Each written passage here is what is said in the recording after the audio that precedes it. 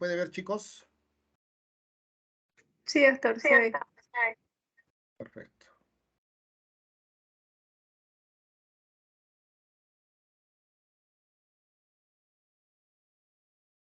Bien, sí es la hora. Vamos a empezar, ¿ya? Buenas tardes con todos los que están. Creo que son pocos, pero están. Bueno, hoy día vamos a hablar un poquito sobre generalidades de la atención en geriatría. Empezaremos por decir de que la población adulta mayor definitivamente se va a duplicar, pues, ¿no? Al 2050, que está ya muy cerca, entonces se va a duplicar. Y eso va a ser un gran problema. Ya vamos a pasar de ser de 6.5 billones de personas, vamos a pasar a ser 12 billones de personas. ¿De acuerdo? ¿Y eso qué trae como consecuencia? Trae como consecuencia de que hay una mayor expectativa de vida. Ya ustedes deben haber nacido más o menos en ese quinquenio del 2000 al 2005. La expectativa de vida a nivel mundial era 66 años. Y conforme van naciendo, los que están naciendo pues en este quinquenio 2020-2025, la expectativa de vida es mayor, ¿no? Y esto por múltiples circunstancias, ¿no? Como ven ustedes acá ya en una publicación del año 95, hace mucho tiempo atrás, ya se preveía esto, ¿no? Entonces, mientras que la población general iba a crecer por 3 veces, por los adultos mayores de 60 años iban a crecer por 6, mientras que la población mayor de 80 años era la que más crecimiento iba a tener, ¿no? Se iba a multiplicar la población por 10. Esto se debe en muchos casos al crecimiento o mejor dicho, a la explosión de la tecnología, ¿no? Es a todo lo que es pues la universalización de la tecnología. Ya los pacientes actualmente son los que están, mejor dicho, los médicos tenemos muchas cosas a la mano, ya tenemos información en tiempo real por esto de la globalización.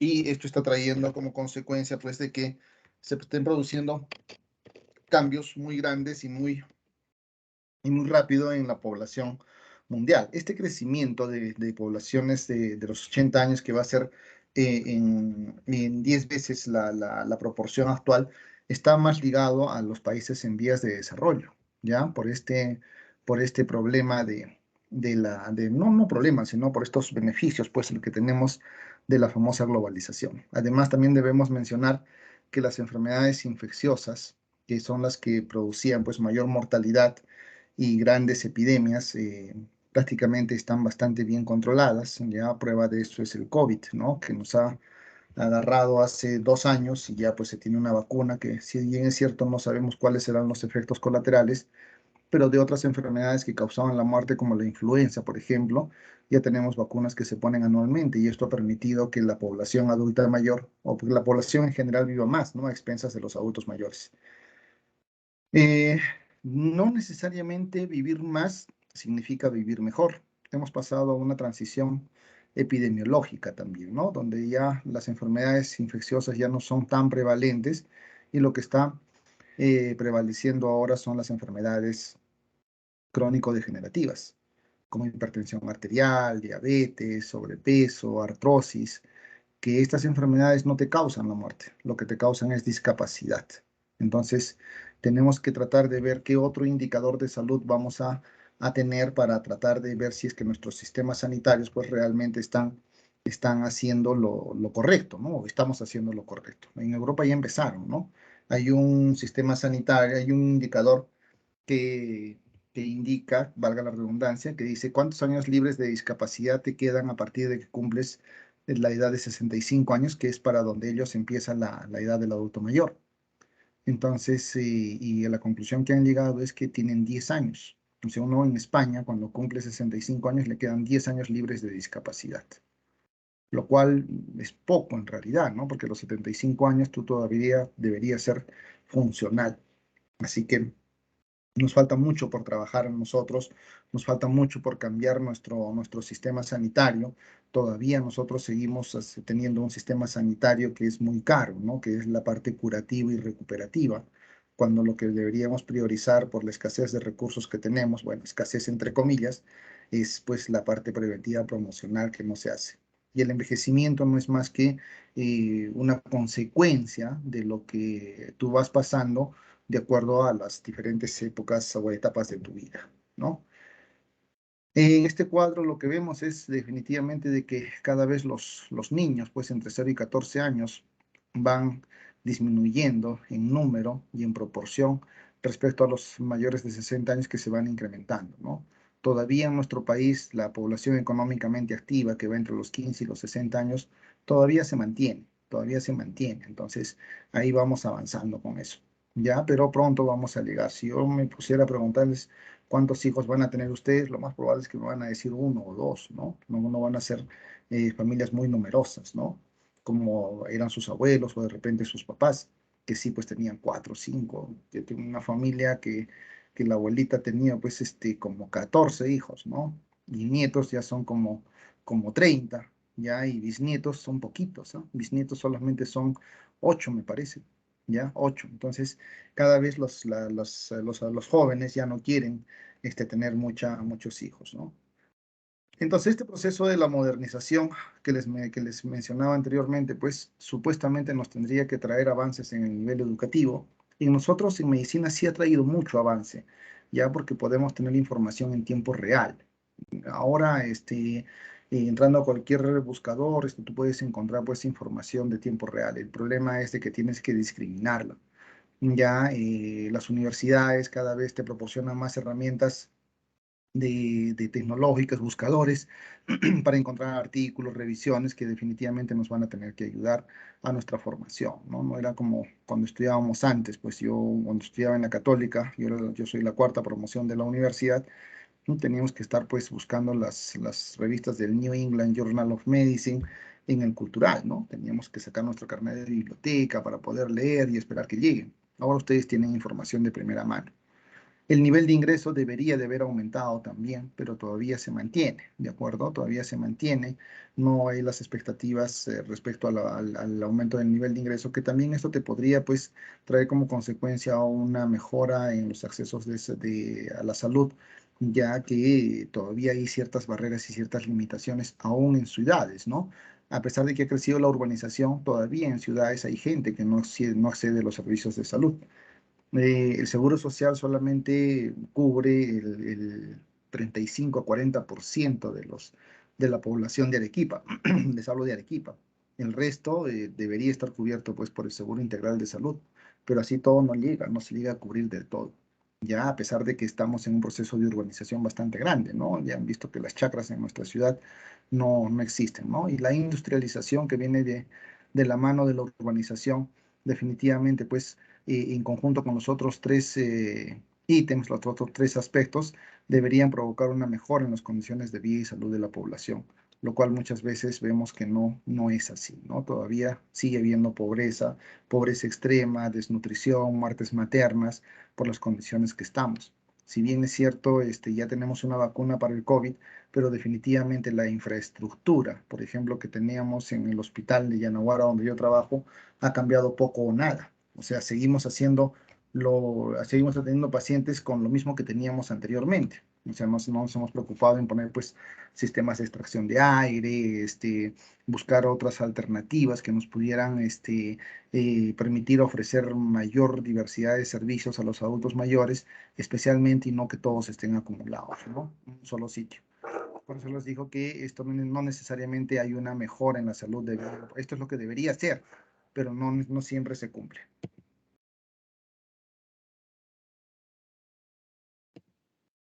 Bien. Este crecimiento demográfico o esta transición demográfica también se produce pues, porque la tasa bruta de natalidad está disminuyendo, ¿ya? Y la tasa de mortalidad también. O sea, la gente ya no se muere tanto. Antes tú te morías por enfermedades crónicas, te morías porque eras diabético y te daba una insuficiencia renal y te morías. Ahora ya no te mueres, ya no te mueres porque está pues la diálisis, ¿no? Entonces, con diálisis un paciente puede vivir años de años. Yo tengo un paciente de 87 años que empezó su proceso de diálisis a los 55, o sea, hasta con 32 años de diálisis. Obviamente, como les decía, que vivir más no significa siempre que vas a vivir mejor. ¿De acuerdo? Entonces, este cuadro de acá también refleja digamos, el problema que vamos a tener con el crecimiento de los mayores de 80 años que van a traer múltiples enfermedades crónicas, ¿no? Esta transición demográfica, pues, no es un proceso idéntico, no es igual en todas las sociedades. Va a diferenciarse o va a depender de condiciones climatológicas, va a depender de aspectos nutricionales, ya, entonces es un cúmulo de situaciones que hacen de que esto varíe, ¿no? El crecimiento o la transición demográfica no es igual en Arequipa, ciudad, que en Caylloma, por ejemplo, ¿no? Donde las inclemencias climáticas pues son mayores, ¿no? Esta transición demográfica se da generalmente en el marco de transformaciones sociales y económicas.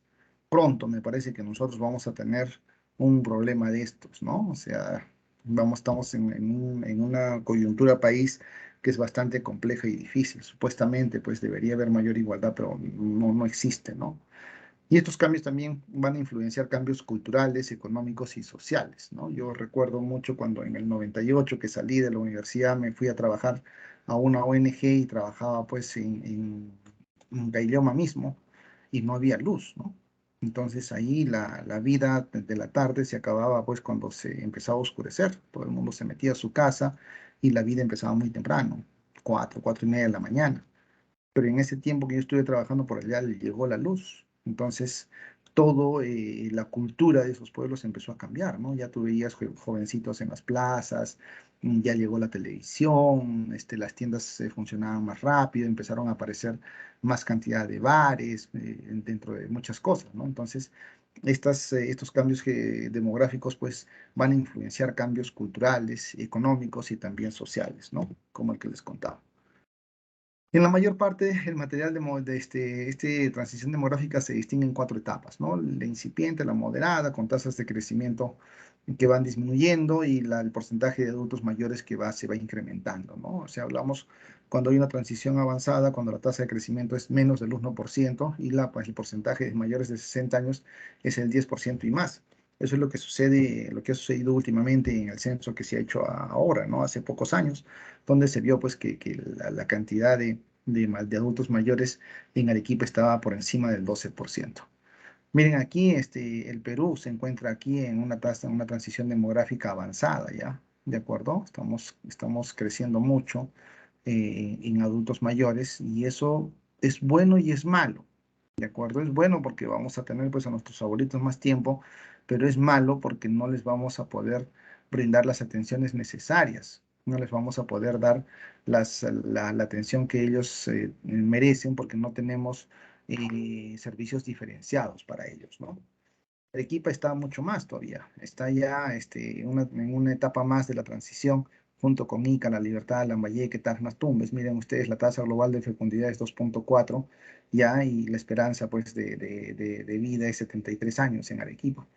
Entonces, esto hace pues de que en Arequipa cada vez se vean mayor cantidad de adultos mayores. Si ustedes han tenido la oportunidad de poder estar en un hospital, en salas de hospitalización de medicina, ya sea hombres o mujeres, van a encontrar pues que por lo menos el 70% de hospitalizados son adultos mayores. Entonces, eso se ve siempre. Ahora, ¿qué es lo que pasa? Esto es un crecimiento demográfico mundial. O sea, va a crecer la población, ¿de acuerdo? Va a crecer, está creciendo, pero ese crecimiento va a ser a expensas de los países en vías de desarrollo, países latinoamericanos. Ya, entonces, este crecimiento abrupto, ya, digamos, explosivo de pacientes adultos mayores, pues no se está tomando en cuenta y no se están tomando las decisiones políticas en salud que deberían de tomarse. ¿De acuerdo? Los países en desarrollados ya ellos han tenido pues una transición demográfica muy avanzada y van a contribuir muy poco al aumento de la población mundial. Esto va a estar a cargo generalmente de los países en vías de desarrollo. ¿Qué estamos haciendo como país nosotros, como médicos, desde el nivel que nos corresponda, como para poder hacer que este crecimiento, o sea, esta aparición de más adultos mayores, pues tengan la calidad de vida que se merece. Realmente es muy poquito. Ya, y la Católica es una de las pocas universidades que tiene geriatría en pregrado. Yo les comentaba a los chicos o a algunos de los chicos que hacían prácticas conmigo, la UNSA, por ejemplo, no tiene geriatría en pregrado, pero forma geriatras en el posgrado. Ya les ofrece la especialidad de geriatría, pero sin tener las condiciones necesarias como para formar un geriatra, ¿no? Yo quise ser geriatra y me tuve que ir a Lima. Esta es la mamá de la geriatría, la doctora Marjorie Warren. Miren en qué año aparece la geriatría. Estamos hablando de 1946, 1945, donde ella publica su estudio, su trabajo que hizo en Lancet, ¿no? En 1946, cuando, ¿qué vio ella en el hospital que la mandaron a trabajar? Le dieron un pabellón donde había muchos pacientes que tenían mucho tiempo hospitalizado, ¿de acuerdo? Y la gran mayoría de ellos, el 95%, eran adultos mayores. Y ella empezó a tratar de indagar, pues no sé por qué no se iban de alta. Ya la neumonía estaba resuelta, la infección urinaria estaba resuelta, y por qué no se iban a su casa. Y empezó a encontrar, pues, de que la parte clínica no era lo único que se tenía que ver. Había que ver también lo que es la parte funcional, la parte mental, la parte social, ¿ya? Y eso pues la lleva a realizar este trabajo, ¿no? Entonces, cuando empieza a evaluar así en forma multidimensional a estos pacientes, empieza a encontrar que tenían muchos condicionantes. Empieza a tratar de resolver involucrando a la familia y les empieza a dar de alta, ¿no? Y les empieza a dar de alta. Entonces, publica su estudio en Lancet en 46, y la conclusión que llega, que dice: no hay duda en absoluto de que estos pacientes han sido inadecuadamente cuidados en el pasado, o sea, en épocas pasadas, no se han tenido los cuidados, digamos, domiciliarios, familiares, ya, y con frecuencia continúan recibiendo una atención insuficiente y escasa. Si es que reciben alguna atención, es en una atmósfera que no es adecuada con la edad y su condición funcional, ¿no? Ustedes han visto los hospitales, las camas hospitalarias son bastante altas y la gente peruana no es muy alta, que digamos. Ya en los adultos mayores que miden 1,50 m, 1,60 m, están hospitalizados, simplemente no pueden bajar de la cama y eso se convierte en una barrera. Entonces el paciente empieza a utilizar pañal, ¿de acuerdo? Empieza a tener incontinencia, empieza a perder masa muscular, y eso no es del todo bueno. O sea, por eso nos faltan muchas cosas que tenemos que aprender. Entonces, ¿cuáles son las características del proceso de envejecimiento? El envejecimiento es universal. ¿De acuerdo? Todo ser vivo va a envejecer. No hay nadie quien se salve de eso. Es irreversible. Una vez que empieza, nadie lo detiene. Ya se vuelve muy, muy... la pregunta es: ¿cuándo empieza a envejecer el ser humano? ¿Ya? ¿Cuándo empieza a envejecer? No se ponen de acuerdo todavía, ya. Algunos dicen que empezamos a envejecer desde que nacemos, pero cuando nacemos ya tenemos pues 9 meses de vida intrauterina, ya. Y la teoría más aceptada es que el ser humano empieza a envejecer cuando alcanza la plenitud de sus facultades físicas y mentales, que es alrededor de los 35, 40 años. Entonces, una vez que empieza ese proceso de envejecimiento, ya nadie lo detiene. Cirujanos plásticos solamente van a arreglar la cascarita, ya la parte externa, pero la parte interna sigue envejeciendo. Es continuo, todo el cuerpo humano envejece, no hay una parte que no envejezca, ya es intrínseco, ya depende de cada ser humano cómo envejezca, ya eso no depende de nadie más, solo de cada uno de ustedes. Depende de cómo tengan sus prioridades en la vida, ya cuáles sean sus prioridades en sus cuidados personales, ya, y que eso va a permitir pues de que ustedes tengan un mejor o un peor envejecimiento, ¿no? Si ustedes tienen unas buenas prácticas de hábitos saludables, ya haciendo una buena cantidad de ejercicio, lo más probable es que tengan un envejecimiento exitoso, ¿de acuerdo? Un envejecimiento exitoso. Y después de eso es heterogéneo. Nadie envejece de la misma manera, ¿ya? Nadie envejece de la misma manera. El arequipeño no envejece igual que el limeño, el peruano no envejece igual que el chileno no envejece igual que el europeo. Entonces, depende de muchas cosas, de alimentación, por ejemplo, ¿no? Ustedes han podido seguramente apreciar y leer la famosa dieta mediterránea que se come mucho en Europa, ¿no? Y que es un boom. Entonces, esa dieta, por ejemplo, acá no la tenemos. Ya acá todavía nuestra dieta sigue siendo predominantemente a base de carbohidratos, ¿no? Entonces hay que ver eso. Entonces, ¿cuáles son los principios de la geriatría? Los principios de la geriatría es la interdisciplinaridad. O sea, yo no puedo hacer geriatría solo, ya no puedo. No voy a poder tampoco, porque necesito la concurrencia de otros especialistas o de otras especialidades de la medicina, ya, o de la salud en general. El uso de una herramienta que es la valoración geriátrica integral. Esta valoración geriátrica integral es nuestra herramienta, es nuestro sistema de trabajo. Así como el gastro pues tiene su endoscopio, el cardiólogo tiene su electrocardiógrafo, el geriatra tiene la valoración geriátrica integral, que es lo que aplicó Marjorie Warren, ¿no? En estos pacientes y pues los beneficios están mucho más que demostrados.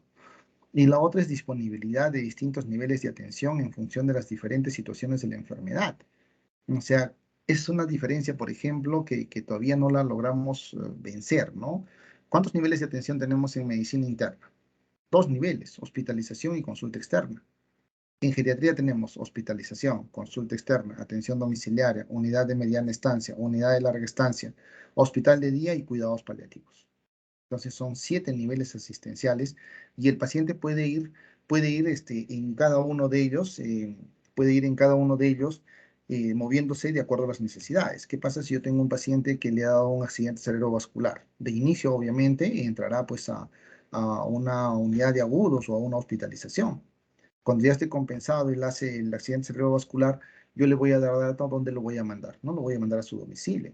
Lo tendré que mandar a una unidad de mediana estancia donde el paciente, pues la prioridad será trabajar rehabilitación, ya para que el paciente se pueda recuperar la funcionalidad lo más rápido que pueda y en el menor tiempo posible y que vuelva a ser parte de la sociedad. ¿De acuerdo? Pero si a pesar de eso, muchas veces el accidente cerebrovascular es tan inmenso que deja muchas secuelas, entonces si ya ha pasado su tiempo en la unidad de mediana estancia y no se rehabilitó y ha quedado dependiente, pues ese paciente pasará a la atención domiciliaria geriátrica. ¿Ya? Entonces, si estos niveles pueden ser independientes, uno puede ir caminando en distinta forma, o hacia arriba o hacia abajo. Paciente posoperado de cadera, por ejemplo, ya que le pusieron una prótesis solamente con placa y tornillos, ¿qué vamos a hacer con él? Entonces, lo que vamos a hacer es lo mandamos a unidad de mediana estancia para que se recupere, ¿de acuerdo? Ya una vez recuperado ahí, el paciente vuelve a hacer a consulta externa. O sea, no se va a quedar en domicilio. Entonces, volvemos a retomar porque la idea de la operación de una fractura de cadera es que el paciente vuelva a ser funcional como antes. Esto se conoce también como la teoría del iceberg, ¿no? Lo conocido y lo desconocido. Lo conocido es lo que está fuera del nivel del agua y es lo que ustedes conocen bastante bien, ¿no? Es la parte clínica, representa la parte clínica, ya que ustedes la conocen bien y que siempre, todo, desde que hemos empezado la universidad, pues nos hablan de la parte clínica. Pero lo desconocido es lo que no vemos. Ya lo que no sabemos, si el paciente tiene problemas funcionales, si tiene problemas sociales, quién le dé soporte en casa, de repente vive solo, ya si tiene problemas mentales, de repente tiene una demencia y el paciente pues no se da cuenta de lo que está haciendo y eso genera pues mucha más alteración, mucha más complicaciones del tratamiento que tú le puedas dar, que el tratamiento es correcto, ojo, nadie va a dudar de eso, el tratamiento que ustedes utilizan es correcto, pero lo que tenemos que hacer es saberlo, saber a qué más nos estamos enfrentando. Todos ustedes seguro que han visto la película El Titanic, ya, y los vigías que estaban en la parte más alta del buque ven el iceberg, pero no ven la parte de abajo. Y eso es lo que causa pues todo ese desastre con el iceberg, ¿no? Entonces, si yo solamente estoy acostumbrado a ver la parte clínica de mi paciente, sí, o sea, todavía sigamos practicando medicina para jóvenes y no veo lo que está por debajo, entonces voy a cometer errores y el pagano va a ser mi paciente, ¿no? Entonces, esto determina pues que el paciente también tenga formas atípicas de enfermedad por este proceso de envejecimiento. Ya no es el mismo, ¿no? Su capacidad de responder ya no es la misma. Entonces, ¿qué vemos? Depresión sin tristeza. El adulto mayor no se queja, no te dice, doctor, estoy deprimido. El adulto mayor va a cambios de carácter, se vuelve irritable, renegón, ya empieza a tener problemas de memoria, empieza a tener cefaleas, problemas estomacales, pérdida de apetito, pérdida del sueño, ya, y si no lo sabemos detectar a tiempo, pues este paciente va a terminar ya no con una depresión, sino hasta con una distimia. Las enfermedades infecciosas, ojo, son sin leucocitosis, sin fiebre ni taquicardia. ¿Ya? Porque los mecanismos de compensación del adulto mayor no funcionan en forma adecuada. Acá se produce también un fenómeno de inmunosenescencia. Por eso es que están las vacunas. Las vacunas son, oye, despierta, ¿no? Mira, esto te puede entrar y tú tienes que estar preparado para responder. Si es que entra, pues, una bacteria del neumococo, por ejemplo, ¿no? Que tenemos vacunas para la neumonía o la vacuna para la influenza. Entonces, el sistema inmunológico del adulto mayor se vuelve lento en responder. Por eso es que no aparece de inicio la leucocitosis, lo que sí aparece en el niño, ¿ya? Y en la gente joven. Fiebre tampoco, es más, el concepto de fiebre cambia. Probablemente todos ustedes hayan aprendido que la fiebre, pues, es, eh, es por encima de 37,5 febrícula y por encima de 38 fiebre. Acá no, nosotros hablamos ya, la Sociedad de Infectología ya de América ya ha considerado que fiebre es el aumento de 1,1 grado o más por encima de su temperatura basal. O sea, esto implica que yo tenga que tomar la temperatura basal a mis adultos mayores para poder establecer cuál es este valor. Entonces, si la temperatura basal de mi adulto mayor es 36,2, que le tomo la temperatura todos los días en la axila, apenas se despierte, y es 36,2, y un día yo lo veo medio raro, que no hace las cosas como debe, le tomo la temperatura y tengo 37,4. Bajo el concepto que hemos aprendido en la universidad de fiebre, pues no tiene fiebre. 37,4 está normal, ni febrícula llega, pero bajo este nuevo concepto que yo les estoy dando, que es el aumento de 1,1 grado o más por encima de su temperatura basal, este paciente ya tendría fiebre. Abdomen quirúrgico silente. Los adultos mayores tienen alterada también todo lo que es el mecanismo del dolor, ¿no? Entonces, ellos no sienten mucho dolor, tampoco van a esperar pues el síntoma, el clásico abdomen en tabla, ¿no? Cuando se perfora alguna víscera. Eso va a aparecer cuando el paciente esté muy complicado y cuando se presente es un paciente probablemente ya esté en estado ya de premorte, ¿no? Con mucha complicación física. Las enfermedades malignas silentes, sí es cierto. Ya la mamá de un colega hace poquito, nomás la ponen a sala de operaciones porque iban a hacer una exploración de la vesícula que tenía cálculos. eh, le hacen la laparoscopía y cuando encuentran pues todo el abdomen tomado, ¿ya? Por un cáncer de páncreas. Entonces ahí simplemente tuvieron que sacar el laparoscopio, cerrar, conversar con el colega y decirle, bueno, que la mamá estaba con un cáncer muy diseminado y que no se podría hacer mayor cosa. Bajo el mismo concepto del abdomen quirúrgico silente, el infarto miocárdico es sin dolor torácico, y no solamente en los diabéticos, ¿ah? Porque los diabéticos sí hacen infarto sin dolor, ¿ya? Y los adultos mayores, muchos de ellos hacen infarto sin dolor también, sin ser diabéticos. Entonces presentan molestias vagas, como de repente un cierto dolor en el pecho, pero que ahí nomás se queda, no hay mayor cosa. Otros se quejan de epigastralgias, que se acompaña de un poco de náuseas o vómitos. Entonces, cuando ya el paciente se pone diaforético, sudoroso, pálido, entonces recién ahí vamos al hospital y resulta que estaba teniendo un infarto de miocardio. Igual, el edema pulmonar sin disnea, ¿no? El adulto mayor va alterando su patrón respiratorio, su respiración es más superficial y el intercambio de gases también va disminuyendo, ¿no? Entonces, eso hace que ellos toleren bastante bien un edema pulmonar al inicio, ¿no? Al inicio, ya porque después siempre el paciente se complica. Bajo esta misma perspectiva, por ejemplo, el adulto mayor tolera mucho mejor las glucosas altas. Yo encuentro adultos mayores que tienen 500, 550 de glucosa y están caminando como si nada. Que si alguno de ustedes es diabético y tiene esos valores, pues termina en el hospital con una cetoacidosis diabética o con un estado hiperosmolar, ¿no? El adulto mayor camina y camina muy bien, sin mayor problema. Esto es lo que yo les comentaba, ¿no? Tiene que ver con la farmacocinética y la farmacodinamia, pues, de los medicamentos, ¿ya? Y tiene que ver mucho con la dosis administradas, problemas circulatorios, ¿de acuerdo? La biodisponibilidad, el clearance o el metabolismo o excreción que te lo da el riñón, la distribución, o sea, en qué tipo de tejido. No es lo mismo que tú tengas que este medicamento se va a distribuir en agua corporal o se va a distribuir en grasa, por ejemplo. ¿De acuerdo? Y todo eso que va a afectar, va a afectar pues el efecto farmacológico. Ya te puedes pasar rápidamente a la toxicidad o te puedes quedar en forma, digamos, no vas a conseguir el resultado esperado, ¿no? Entonces, la utilidad clínica de conocer esto, pues ya está comprobada también y es de mucho beneficio para el adulto mayor.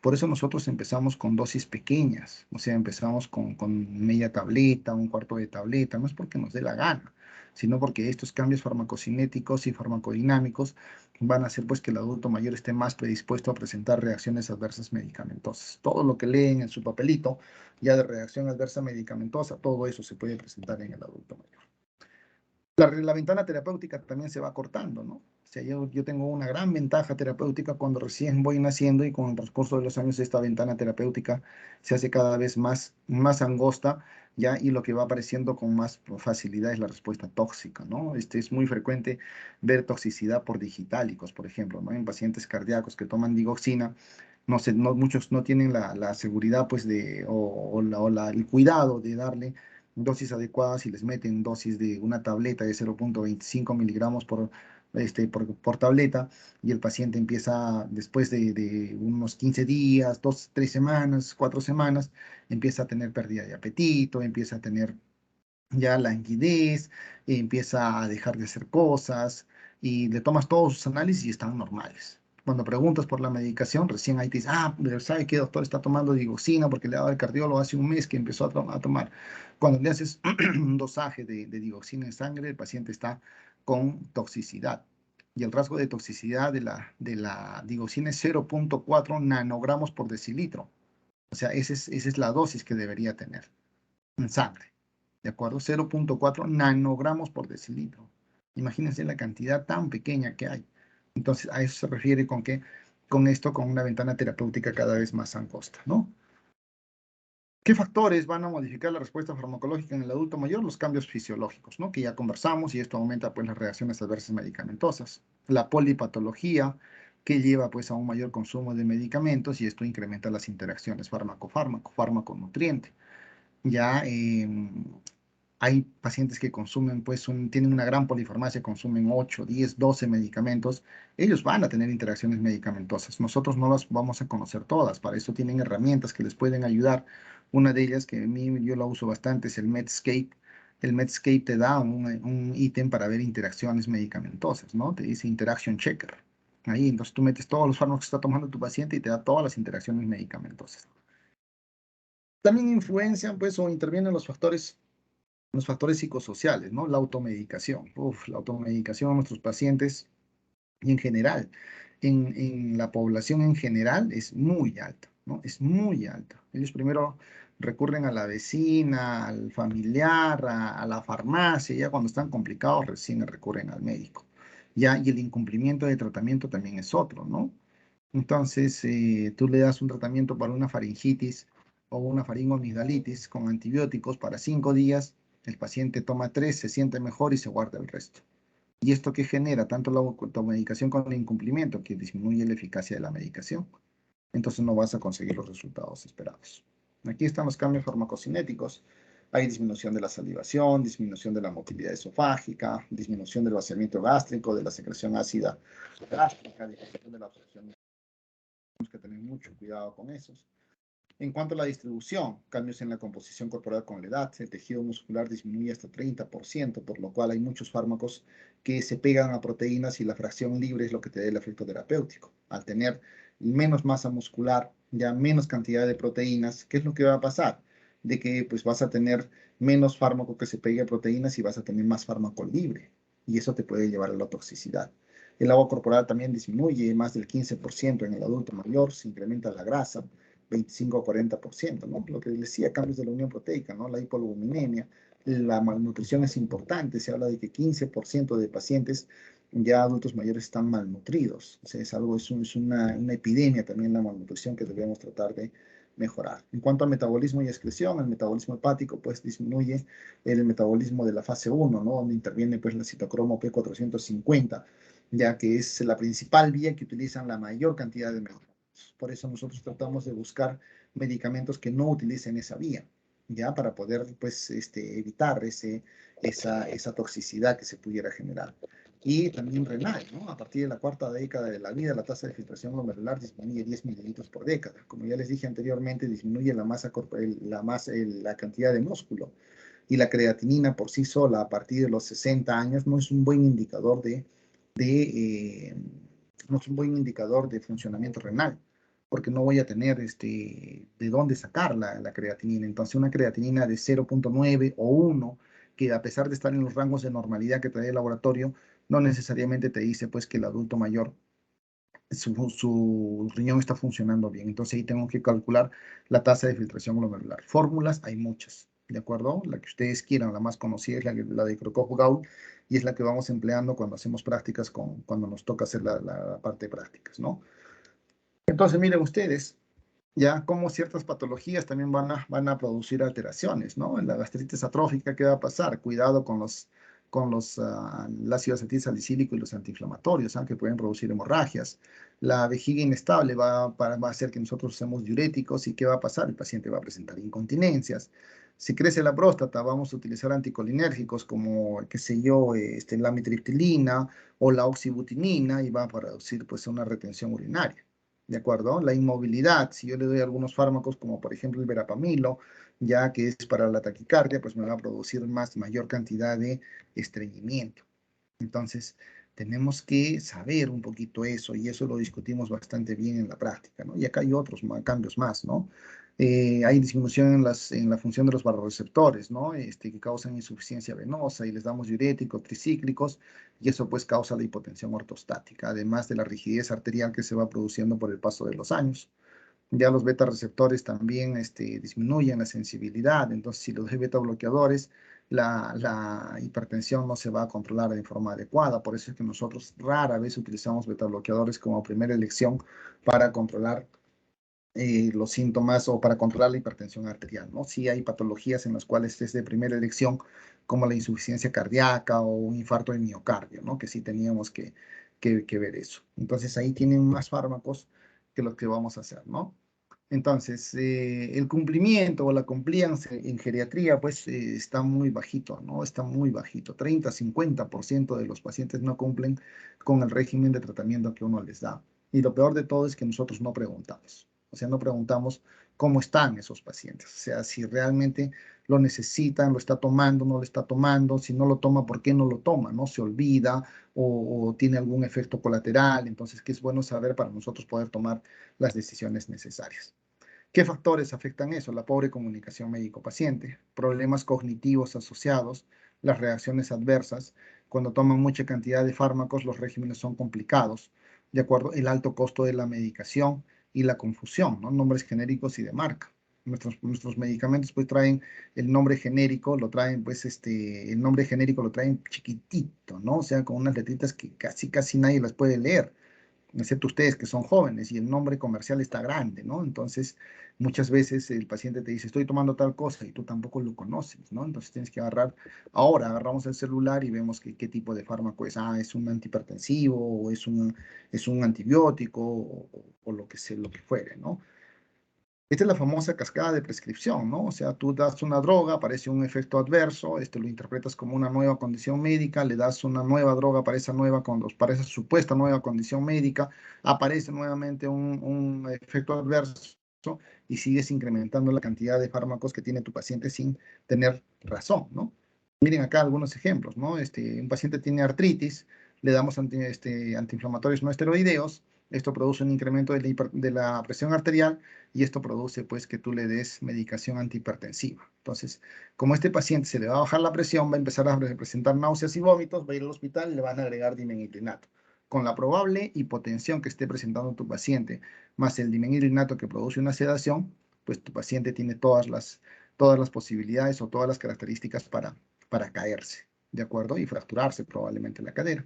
Igual sucede con depresión y agitación, ¿no? En caso de pacientes agitados le damos antipsicóticos, esto provoca rigidez y al final de cuentas vamos a interpretar, no, este paciente tiene Parkinson o su familia tiene Parkinson y hay que darle pues tratamiento antiparkinsoniano. Entonces que no es lo más adecuado. Entonces, el geriatra no está para atender a todos los pacientes adultos mayores. No podríamos, ¿de acuerdo? Tenemos que atender a aquellos pacientes adultos mayores frágiles, se llaman. ¿Y cuáles son esos pacientes adultos mayores frágiles? Todos los mayores de 75 años, que tengan pluripatología y polifarmacia, con enfermedades que tienden a la incapacidad y que además tengan pues condicionantes funcionales, mentales y sociales, ¿no?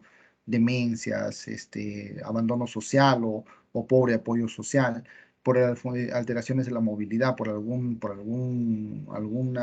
alguna consecuencia, que sea un accidente de tránsito, un infarto, un accidente cerebrovascular, etcétera, etcétera.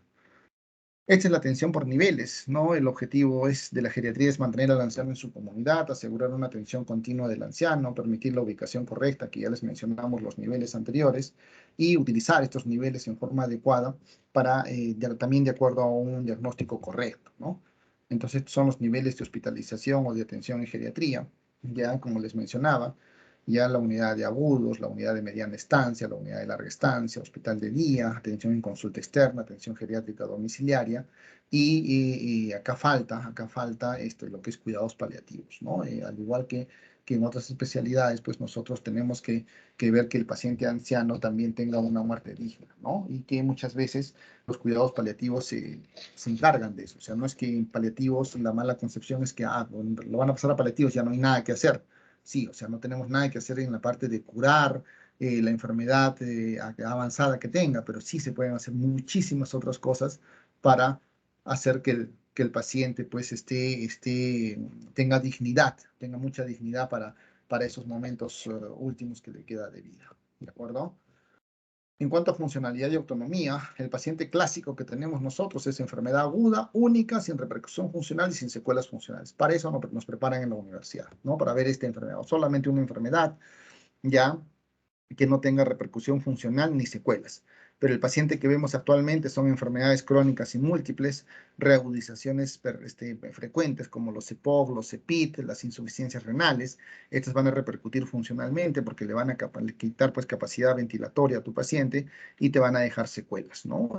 Dolores, artrosis, secuelas de inmovilidad que el paciente pues, va a empeorar su calidad de vida. Y estas son las prioridades, ¿no? Para nosotros como geriatras, nuestra prioridad es mantener la calidad de vida lo más que se pueda, ¿no? Dar un tratamiento médico efectivo, satisfacer las necesidades del consumidor, resolver el problema que muchas veces no es posible, ¿de acuerdo? No es posible ya aumentar o mejorar o mantener la salud mental, disminuir el estrés del cuidador, porque si yo no tengo un cuidador adecuado, pues definitivamente mi paciente no va a ir bien, ¿no? Y usar eficientemente los recursos. Si tiene recursos, especialmente los económicos, pues hay que darle. Si no tiene o tiene muy pocos, pues también se pueden hacer las adaptaciones necesarias como para poder establecer un uso eficiente de los mismos, ¿no? ¿Y cuáles son las prioridades para los pacientes? Tener menor impedimento.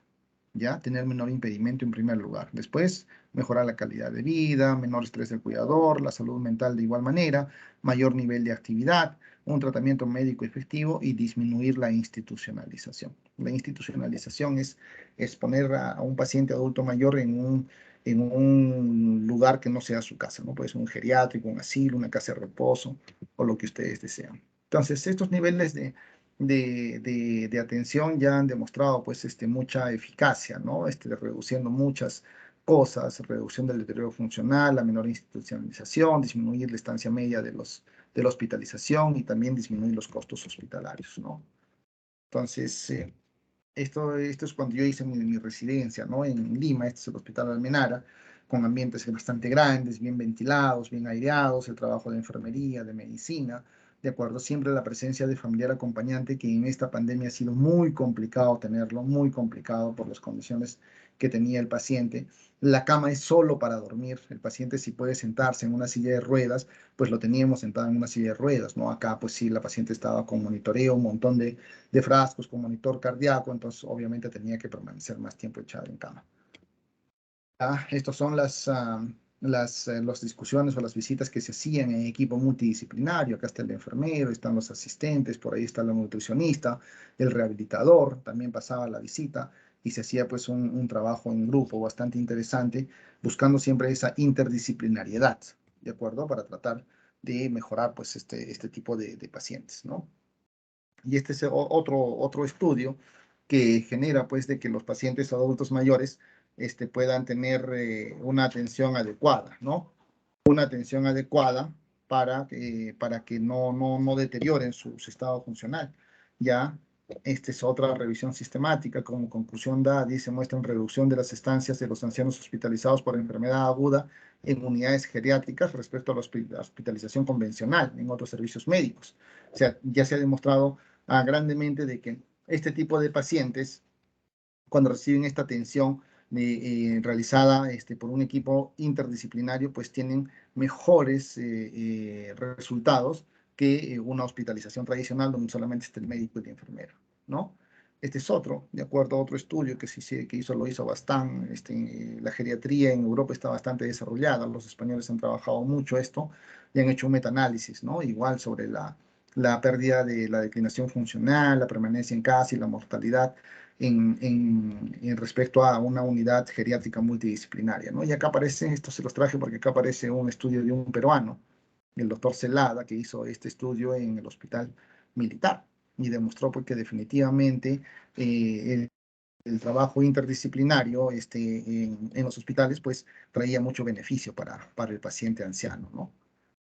Entonces, como conclusiones, mencionamos que la atención a ancianos con patología médica aguda en unidades geriátricas y agudos conlleva menor deterioro funcional al alta, mayor probabilidad de permanencia en el domicilio, optimiza el uso de recursos, pero sí no van a modificar la mortalidad. O sea, un paciente que va a fallecer, así yo, o que esté muy grave, ¿no? Con una enfermedad muy grave, si va a fallecer, pues así haga lo que yo haga, va a tener un desenlace fatal, ¿no? Entonces, estas unidades geriátricas de agudos u hospitalización de pacientes ancianos no necesariamente van a hacer que todos los pacientes vivan, ¿no? Nosotros trabajamos en geriatría pues al final de la vida del ser humano y muchos pacientes van falleciendo, ¿no?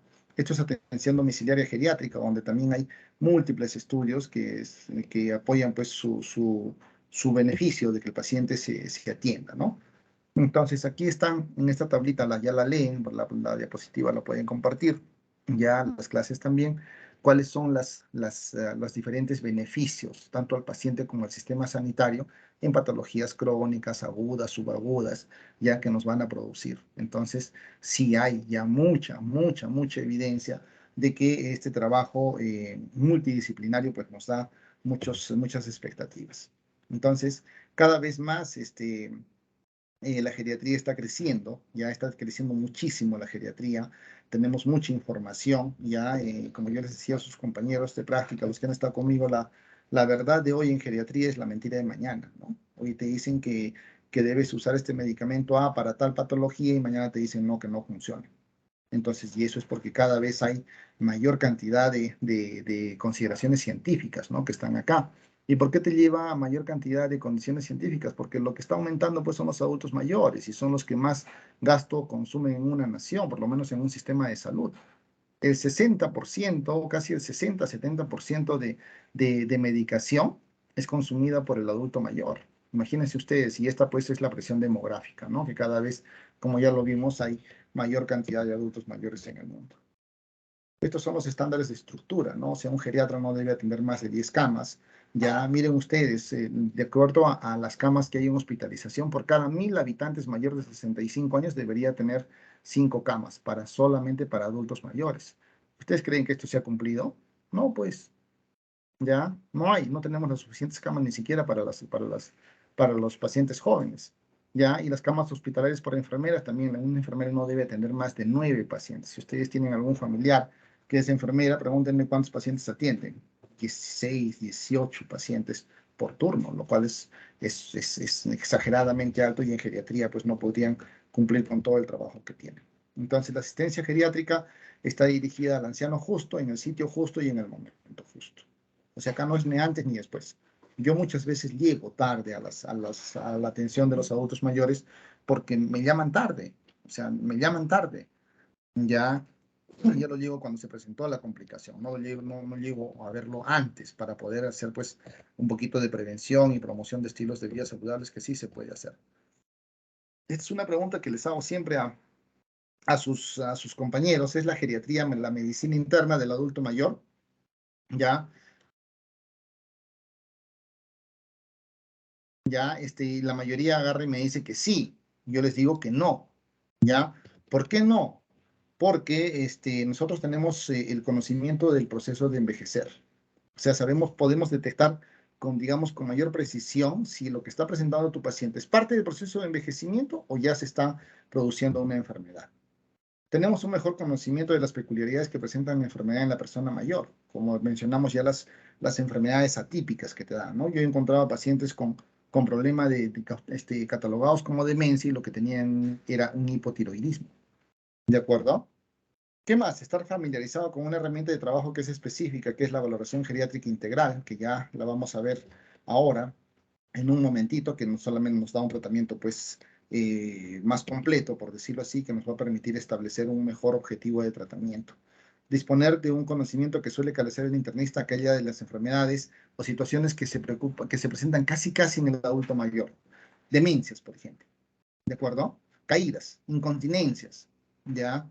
Entonces son patologías que el internista no las maneja, ¿de acuerdo? No las maneja. La incontinencia urinaria en el adulto mayor es multifactorial, ¿ya? Si es varón, no solamente por el crecimiento prostático, es por pérdida de masa muscular, por tratamiento inadecuado. Yo encontré muchos pacientes que están tomando diuréticos en las noches, etcétera, etcétera, etcétera. Entonces, eso es lo que tenemos que ver en esta población.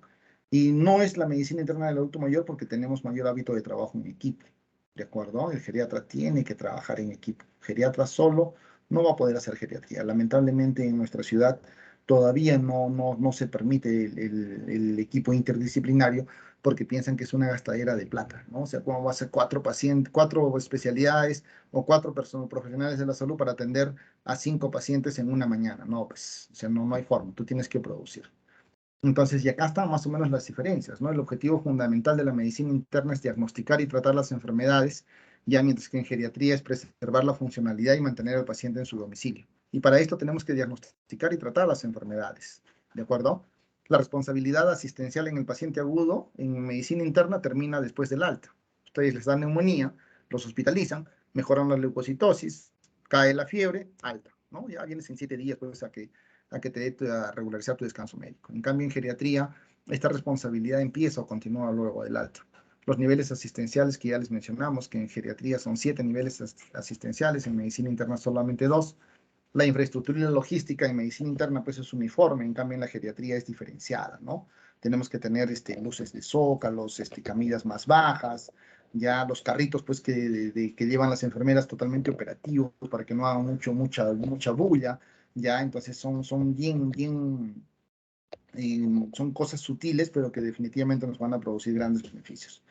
Los objetivos en el paciente frágil, en medicina interna lo consideran dudoso, pero en geriatría es beneficio claro. Yo no les voy a hacer a ustedes una valoración geriátrica integral en la vida, no lo pensaría, ¿no? Entonces, por eso, ya,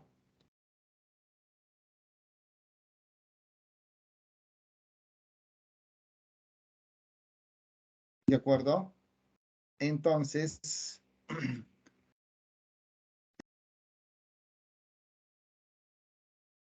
ya, y para terminar, todos vamos a envejecer, nadie se salva, ¿de acuerdo? Entonces, en este artículo que les mencioné de la doctora Marjorie Warren, también concluye que la geriatría es una parte importante de la formación de los futuros médicos, dice, ¿no?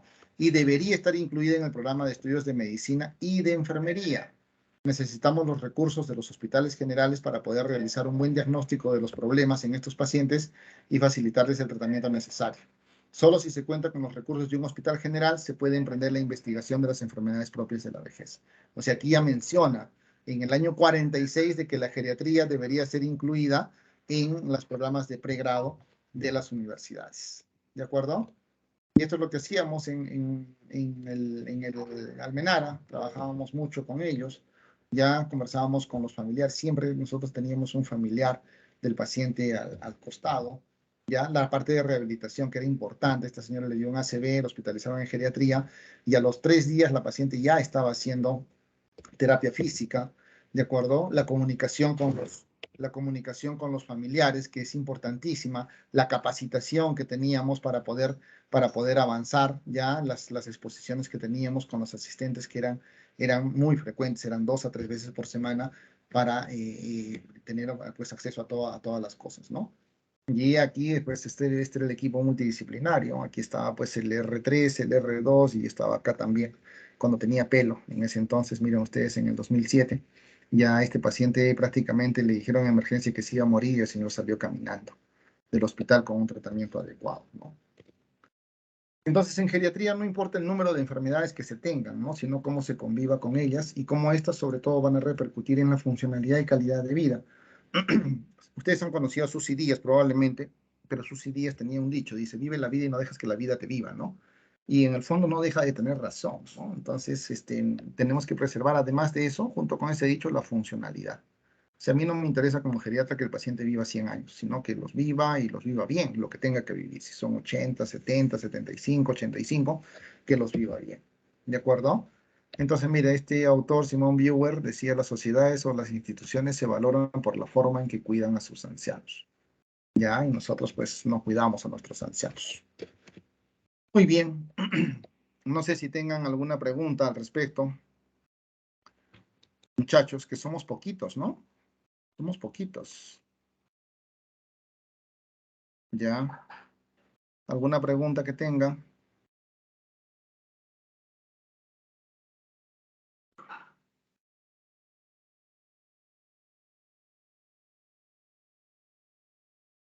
¿Ninguna? Muy bien. Muy bien. ¿Algo más, Estefano? No, doctor, creo que no. Ah, Pamela, estabas por ahí. Sí, doctor. Ya está. Entonces vamos a hacer un poquito de valoración geriátrica, ya que no está, por si acaso, dentro del syllabus que les han dado, pero a mí sí me parece importante, ya me parece importante que podamos hacerla, porque los que han rotado conmigo han visto que es recontra importante hacer este tipo de trabajo, ¿no? Entonces vamos a empezar con esto, ¿de acuerdo? ¿Se ve la presentación, Pamela? Sí, doctor. Muy bien, vamos a hacer valoración geriátrica integral. Los que han hecho conmigo ya lo conocen. Ya, entonces, ¿qué es la geriatría? También les preguntaba, ¿no? Es la rama de la medicina, pues, que se dedica al anciano, no solamente a diagnosticar y tratar enfermedades crónicas y agudas, sino también su recuperación funcional y de su reinserción en la comunidad. Además de también hablar sobre aspectos preventivos promocionales, ¿de acuerdo? Se puede prevenir y hacer prevención primaria en el adulto mayor, sí se puede, ¿no? Las vacunas son unas de ellas. Estas son las características del adulto mayor, que ya lo mencionamos en la anterior clase. Ya estos son los equipos, los instrumentos de trabajo, ¿no? Trabajo en equipo interdisciplinario. Ya la interacción es informal y formal, ¿no? O sea, podemos conversar o podemos establecer guías de práctica con un objetivo común, ¿de acuerdo? Y eso nos va a permitir, pues, tomar acciones consensuadas entre todos para todos hablar un mismo lenguaje. Ya la característica de estos equipos multidisciplinarios es que todos hablamos el mismo lenguaje, entonces no le creamos falsas expectativas al paciente. Lo que pasa en medicina es que el médico dice A, la enfermera dice B y el técnico dice C.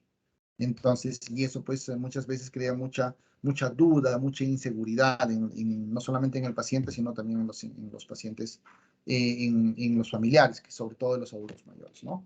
Estos son los centros asistenciales, los sanitarios y los sociales, que ya los vimos. Acá incluye ya los centros sociales, ¿no? Donde hay ayuda a domicilio, que es el voluntariado, los centros de día, donde los adultos mayores van a pasar por buena parte del tiempo, y las residencias asistidas. Todo esto lo tenemos en Europa. O sea, sería ideal tenerlos acá. Y todo esto está a cargo del gobierno. O sea, no son privados. Acá la mayoría de residencias geriátricas, o todas, mejor dicho, son privadas, excepto los asilos, ¿no? Entonces, conocer la medicina geriátrica es importante, ¿no? Como ya vimos, pues cambios asociados a la edad, formas atípicas de presentación de la enfermedad, las repercusiones que van a tener en la funcionalidad y en la parte psicosocial, los grandes síndromes geriátricos. A mí me gusta más enfocarlos por problemas, ¿ah? O sea, por ejemplo, yo no te hablo de neumonía. Esto trabajo mucho yo con los residentes cuando rotan por geriatría. Yo hablo de insuficiencia respiratoria. ¿De acuerdo? Entonces, un problema es la insuficiencia respiratoria. ¿Qué te causa la insuficiencia respiratoria? En este caso, un problema agudo, que es la neumonía. Pero ¿qué más puede estar teniendo? De repente este paciente tiene un EPOC o un EPIT. ¿Qué más puede estar teniendo? Tiene una demencia. ¿Qué más puede estar teniendo? Eso lo está llevando a que tenga problemas de sarcopenia, pérdida de masa muscular, ya que eso también le va a producir insuficiencia respiratoria. Entonces, ¿qué puedo solucionar de todos ellos? Probablemente solo la neumonía, el resto no lo voy a poder solucionar. ¿De acuerdo? Las diferencias que ya vimos en la farmacocinética y la farmacodinamia, ya los tiempos de recuperación son diferentes. Entonces, la valoración geriátrica es un proceso diagnóstico multidimensional, interdisciplinario, que te permite cuantificar pues, las capacidades y los problemas que tiene un paciente y a la vez como consecuencia de eso vas a planificar un tratamiento y un seguimiento continuo. Ya, ¿a quién le hacemos valoración geriátrica integral? O sea, ¿qué nos va a permitir? Vamos a conocer la situación basal, vamos a monitorear los cambios que se puedan presentar, vamos a plantear objetivos realistas, el menor uso de medicación, comunicación de información entre profesionales, atención domiciliaria, menor institucionalización, y vamos a tener pues una optimización de los recursos sanitarios y sociales. Estas son las áreas que vamos a evaluar, la área clínica, funcional, mental y social. Ustedes solamente hacen la valoración clínica, que sí es importante, pero no es la única, ¿de acuerdo? Entonces tienes que conocer medicina geriátrica para hablar de eso, de los cambios que hablábamos anteriormente, ¿no? Sí se sigue utilizando la historia clínica, el enfoque por problemas, correcto abordaje de los grandes síndromes geriátricos, ¿no? Caídas, incontinencias, demencias. Entonces, eso es lo que tenemos que tratar de ver. Las prescripciones no son estáticas, ¿no? Son dinámicas, ¿ya? Que puedes necesitar pues un determinado fármaco por un determinado tiempo, pero como no lo revisamos, el paciente lo sigue tomando, ¿no? Es como siga la flecha nomás, y todos siguen la flecha y no se preguntaron, oye, ¿cuándo vamos a parar con esto, no? Y ese es un inconveniente. La enfermedad, las características especiales son pues la pluripatología, clínica atípica o inespecífica, los cambios morfológicos y funcionales, las repercusiones que tienen, la lentitud en la recuperación, ¿no? El adulto mayor se recupera bien lentito, ¿ya? Y acá sí tenemos mayor necesidad de rehabilitación. La rehabilitación es importantísimo para nosotros. Ahorita que acaba de pasar Semana Santa es el buen ladrón, ¿no? Está a nuestra mano derecha. Siempre el rehabilitador trabaja con nosotros muy de la mano. El paciente es muy susceptible a la iatrogenia y a la negligencia y pues cuando esto sucede la gravedad de las complicaciones son bastante serias. Solamente que como estamos en la última etapa de la vida, la familia no hace mucho aspaviento, ¿no? Como si fuera pues un niño o una mamá. ¿De acuerdo? Entonces, ¿cuáles son las complicaciones de la enfermedad en el anciano? La inmovilidad, pérdida de tono y fuerza muscular, las caídas, confusión o delirio, la incontinencia, la desnutrición y deshidratación. Ya, yo a los residentes les pregunto cómo evalúas el estado de hidratación en un paciente, ¿no? El signo del pliegue no funciona, pues todos los adultos tienen signo del pliegue positivo. La mucosa oral, la humedad de la mucosa oral no funciona pues, porque muchos de ellos tienen respiración bucal. Entonces, ¿qué te queda? Solo te queda el tono del globo ocular, ¿no? Ya, entonces hay que evaluar también el estreñimiento y la impactación fecal, que es importante en ellos, ¿no? Entonces, ¿qué complicaciones más vamos a tener? La incapacidad y la dependencia, que no solamente es funcional, sino también mental o social. La institucionalización inadecuada, ¿no? Ah, no, con el está ya con demencia, puede ser solamente un síndrome confusional, ya lo ponen en hospitalización, ¿de acuerdo? Lo ponen en las residencias geriátricas y eso no es del todo adecuado. Hay una pérdida de control y de decisión en los pacientes adultos mayores por este síndrome confusional que van a presentar y eso lo lleva pues a que el paciente se aísle, ¿no? Un aislamiento social que va a empeorar todas sus demás cosas, ¿no? Miren ustedes cómo la hospitalización y reposo en cama te va a producir el síndrome de inmovilización. Todo esto va al final de cuentas, es una maraña, parece una red, ¿no? Una telaraña. Todo va a afectar a todo, ¿no? Y al final de cuentas, ¿qué nos va a dar? Deterioro funcional, institucionalización y muerte. Eso es lo que vamos a tener en nuestro paciente cuando se presentan toda esta cascada de eventos adversos en el paciente adulto mayor. Ya lo vimos esto, ¿no? La pluripatología, los cambios, la automedicación y todo lo demás que van a afectar, ya, y que es importante que ustedes vean. En la parte clínica, difícilmente van a hacer la historia clínica en una sola sesión con el paciente adulto mayor. De repente van a ser 2 sesiones porque de repente está el familiar, pero que no sabe nada de lo que tenía su paciente y no te puede dar mayores datos. Entonces, siempre que vean a un adulto mayor y van a hacer una historia clínica, antes de que pierdan el tiempo, pregunten, ¿con quién vive usted? Y a esa persona con la que vive, que venga para hablar con él. Mientras tanto, pueden ir tomando datos de las partes de las partes de emergencia, pues, ¿no? Que la historia siempre ahí van con alguien y generalmente, ¿quién lo lleva a emergencia? Con el que vive, ¿no? Entonces, de ahí pueden tomar unos datos para que después completar y ustedes puedan mejorar su precisión diagnóstica, ¿no? Entonces, aquí en la parte funcional tenemos que evaluar 3 tipos de actividades. Las actividades básicas de vida diaria, las actividades instrumentales de la vida diaria y las actividades avanzadas de la vida diaria. Las actividades básicas de vida diaria no me van a permitir a mí sobrevivir en este mundo. ¿De acuerdo? Van a permitir, ¿cuáles son las características básicas? Bañarme, asearme, vestirme, moverme de un lugar a otro, contener mis esfínteres y alimentarme por mi propia mano. Las instrumentales ya son actividades que me permiten interactuar con el resto del medio ambiente, ¿de acuerdo? O sea, con el medio que me rodea. Y ahí está la habilidad de hacer compras, la habilidad para hacer transporte, usar transporte público, de tomar tu propia medicación, preparar tus alimentos, ya usar el teléfono, usar el dinero, ¿ya? Y las avanzadas ya pues son actividades que requieren mayor integridad de tus órganos y sistemas y esto sí se considera como parte pues de un envejecimiento exitoso, ¿no? El paciente puede practicar deporte, puede hacer actividades de geroturismo, por ejemplo, puede hacer jardinería, caminar distancias largas, entonces es un envejecimiento ya exitoso, ¿no? Entonces, el diagnóstico funcional, pues tenemos que registrar la parte basal, detectar precozmente el deterioro, plantear objetivos que sean realistas, ¿no? O sea, si yo tengo un paciente, pues, que ya venía con una artrosis severa de rodillas, yo no lo voy a sacar corriendo, ¿no? De la hospitalización, por más que haga lo que haga, es un daño crónico. Monitorear los cambios que se van presentando, definición de los servicios de soporte, o sea, ¿quién le va a dar el soporte en casa? ¿Va a ser el familiar? ¿Va a ser el cuidador? ¿Va a seguir viniendo al hospital? ¿Le voy a dar atención domiciliaria? Ahí le voy a mandar un rehabilitador. De acuerdo, la transmisión de información también es importante, lo que veíamos en las fotos que les mencionaba anteriormente, ¿no? Entonces, y eso es importante que la familia sepa lo que estás haciendo con su paciente, sepa qué cosa le estás dando y por qué se lo estás dando, ¿no? Asimismo, recolectar datos que te van a permitir pues, hacer estudios de investigación.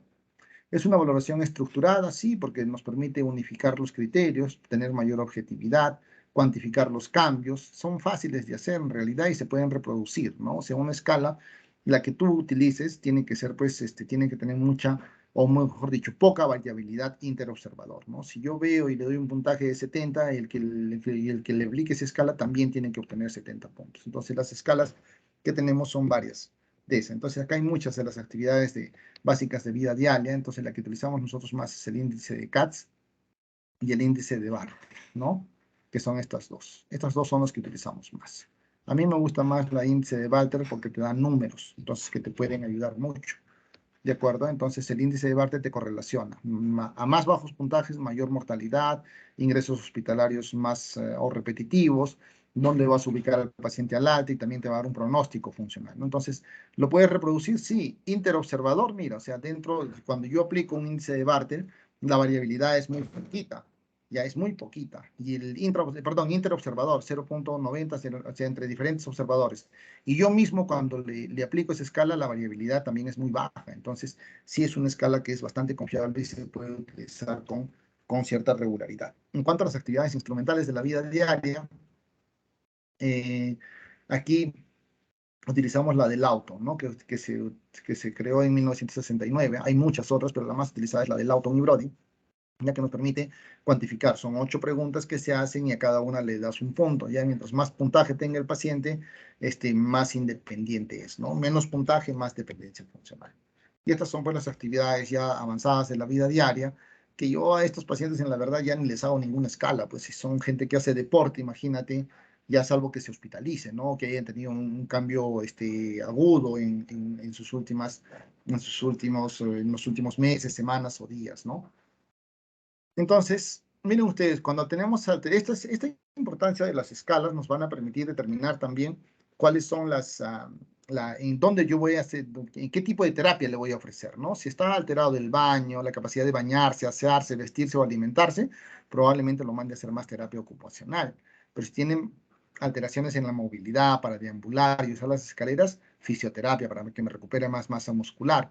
Si tengo incontinencia, ya sean urinarios o fecales, ahí tengo que estudiar y ver el tratamiento tanto de médico de enfermería, porque eso es multifactorial. Entonces tenemos que, ya nos dan una idea más o menos de lo que vamos a tener que hacer. En la valoración mental hay dos aspectos, ¿no? El estado cognitivo y el estado afectivo. Ya el estado cognitivo se puede ver alterado por el estado confusional, puede ser una demencia, ya puede ser un deterioro de memoria que es propio de la edad o puede haber o ser ya un deterioro más grave. Hay una serie de términos que aparecen aquí, ¿no? Hay el deterioro deterioro cognitivo asociado a la edad, es la alteración de memoria asociada a la edad, que todavía no se ponen digamos, de acuerdo en cuál es el término que se va a utilizar. Lo que más o menos se ha llegado a un consenso es deterioro cognitivo leve, ¿no? Y también que puede, ese deterioro, ese estado cognitivo también está muy alterado cuando hay un estado afectivo inadecuado, especialmente la depresión, ¿ya? Y la depresión es la otra pandemia del milenio, ¿no? No solamente en adultos mayores, sino también en jóvenes. Y aquí tenemos que valorar también la parte social. Ahora, en la parte cognitiva, pues hay una serie de test que ya los hemos visto también en la práctica con los que han hecho, los grupos que han hecho conmigo. Hay un montón de test que se pueden utilizar, unos más complejos que otros, unos más sencillos que otros, y que nos puede ayudar fácilmente a detectar deterioro cognitivo, ¿no? Y para el estado afectivo, para la depresión, utilizamos la escala de Yesavach, que también son una escala que solamente tienes que contestar sí o no, ¿de acuerdo? Y empezar a trabajar con eso. Y por último, la valoración social, ¿no? Que es importantísimo. Y no solamente puedes ahí ver con quién vive el adulto mayor, o sea, el entorno, cuáles son las condiciones de vivencia, de la vivienda, perdón, con quién convive, ¿no? Solamente viven ellos en su núcleo familiar, ya, si tienen alguna relación con los cuidadores, con la sociedad en la que viven, si tienen un cuidador principal, ya sea familiar o un cuidador de pago, ¿no? Porque tú le pagas un sueldo para que te vaya a ver, tiene que ver mucho con la economía, ¿no? Los ingresos también son importantes para poder definir qué tipo de cuidados vamos a tener, ¿no? En el entorno, en el área geográfica, pues no es lo mismo tener un paciente que vive en la parte baja de Caima que el que vive en la parte alta de Caima, ¿no? Ustedes han visto el contraste enorme que hay. A ver, suban hasta donde llega la planta de agua de la Tomilla, hasta ahí es la parte pudiente de Arequipa, de Caiba, ¿de acuerdo? Más arriba de ahí ya se altera, ¿no? Y va subiendo más y obviamente las condiciones medioambientales, nutricionales, económicas no son las mismas. Hay que ver la relación, ¿no? O sea, ¿con quién se relaciona? ¿Solo con la familia o tiene amigos? ¿Pertenece a alguna sociedad? Va a un club del adulto mayor? La economía, ¿no? ¿Cuánto es la pensión que tienen? Muchos de nuestros pacientes no llegan ni a la tercera parte o ni a la mitad del sueldo mínimo vital en el Perú, ¿no? Las actitudes también tienen que ver mucho, ¿no? La religión, la ideología, los testigos de Jehová, por ejemplo, no permiten que le ponga sangre. Yo he tenido que llamar hasta la fiscalía para que me exoneren de responsabilidad a un paciente que tenía una hemorragia digestiva alta y que teníamos que transfundirle sangre y no lo permitieron, ¿no? Pues te tienes que llamar hasta la fiscalía, no puedes ir en contra de sus principios. Entonces, esta es la escala de valoración sociofamiliar de Gijón, que es la que más utilizamos, que tiene que ver pues, con estos aspectos, la convivencia, la vivienda, la situación económica, apoyos de la red social y las relaciones sociales, y se va puntuando, ¿no? Cada uno de ellos puntúa hasta 5, mientras más alto el puntaje en esta escala, más problema social o más riesgo social vas a encontrar. ¿De acuerdo? Entonces, la valoración y la asistencia geriátrica, pues, te va a permitir establecer, como te dije, un listado de problemas. Esto te va a permitir elaborar tus objetivos y establecer el plan de cuidados que tiene que ser seguido, no solamente por el médico, por la enfermera, por el rehabilitador, sino también por la familia, ¿no? Entonces, buscando siempre la intervención en las 4 esferas, ya no podemos hacer solamente o priorizar una sola, en las 4 esferas, ya, y una vez que citamos al paciente de acuerdo al tiempo que nosotros convengamos, ¿no? En esa relación, en esa reunión de equipo multidisciplinario, decimos, el paciente A lo evaluamos en 2 meses, al paciente C lo evaluamos en 4 meses, y al paciente E, eso sí lo evaluamos al mes para ver cómo está, ¿no? O sea, cuánto hemos avanzado para eso. Entonces, la valoración geriátrica, pues hay mejoría funcional y mental, mayor satisfacción por parte del paciente y también de los familiares, y mejora la eficiencia sanitaria. ¿De acuerdo? Eso es lo que yo les quería mostrar al respecto, porque me parece sumamente importante. No podíamos dejar de hablar de evaluación geriátrica en un curso de geriatría, ¿no? Entonces, eso es lo que tenía que exponerles ahora. ¿Alguna pregunta, duda, comentario? Somos 12, pero está bien, no importa. ¿De acuerdo? Entonces, Pamela, no hay nada más. Voy a ver, mañana tienen clases con el doctor Alfredo. Ya, el doctor Alfredo me estaba comentando, de repente va a pedir un cambio porque él está programado en emergencia de guardia diurna el día miércoles, perdón, el día viernes. Ya, entonces, probablemente él vaya a tomar uno de mis turnos, no sé si es miércoles o jueves, ya, y yo hacer el viernes en vez de él. Ya, pero ya les voy a avisar con tiempo. ¿De acuerdo? Sí, Muy bien, chicos. Ya, muchas gracias. Nos vemos mañana. Tengo Si una puedes, consulta. dime. Sí, doctor, ¿qué es el caso de paciente, de un paciente no adulto mayor que no tiene familia y se encuentra mal de salud? ¿Con quién se tendría que coordinar? Eso se tiene que ver con servicio social, ¿no? Por eso te digo que los servicios o las redes de apoyo social, lamentablemente, en nuestra ciudad y en el Perú, no están establecidos. Ya, no hay ese tipo de atención domiciliaria, ya que debería haber. En salud tiene un servicio de atención domiciliaria, pero no te presta servicios de atención de urgencias. Ya, todavía en salud alguien tiene quien lo cuide por ahí, de algún hijo, algún hermano, pero yo cuando veíamos, cuando estaba en el Loaiza, y a veces lo llevaban, y a veces muchas veces los llevaban los vecinos, lo llevaban al abuelito, ¿no? Se habían entrado por el techo a la casa porque el abuelito gritaba y todo, lo llevaban al hospital y nunca más apareció un familiar. Entonces, muchas veces los pacientes terminaban en los asilos, ¿no? En los asilos de la beneficencia pública. Es muy penoso, muy lamentable. Entonces, si es que tienen hijos, peor todavía, ¿no? Yo les digo a mis pacientes, a los hijos de mis pacientes, que es el envejecimiento. O sea, dentro de parte de todos los conceptos que hay, el envejecimiento para mí es la oportunidad que te da la vida a ti como hijo para retribuir en algo todo lo que tu papá o tus papás han hecho por ti a lo largo de todos tus años de tu vida. A mí mis papás me siguen ayudando. Si tengo algún problema, papá, puedo dejarte a mi hija y la llevo y la dejo. O recógela, ¿no? Y me siguen ayudando. Entonces, el envejecimiento es la época de la vida que a ti como hijo te da la oportunidad ya de retribuir en algo todo el sacrificio y todo lo mucho o lo poco que te han dado tus papás a lo largo de toda la vida. Pero es muy, muy problemático. Milagros, tenemos que trabajar ahí mucho con servicio social, ¿no? Para poder fortalecer esto. Listo, doctor, muchas gracias. De nada, doctora. Muy bien, chicos. Entonces, mañana clases con el doctor Bernedo, ya se ponen de acuerdo con él. Y no sé si van a ser conmigo miércoles y viernes o jueves y viernes. Ya, yo les aviso ya. ¿De acuerdo? ya. Muchas gracias. Yo doy gracias a usted. Hasta luego. Buenas tardes. Hasta luego. Hasta luego, doctor, gracias. Hasta luego, Hasta chicos. luego, doctor.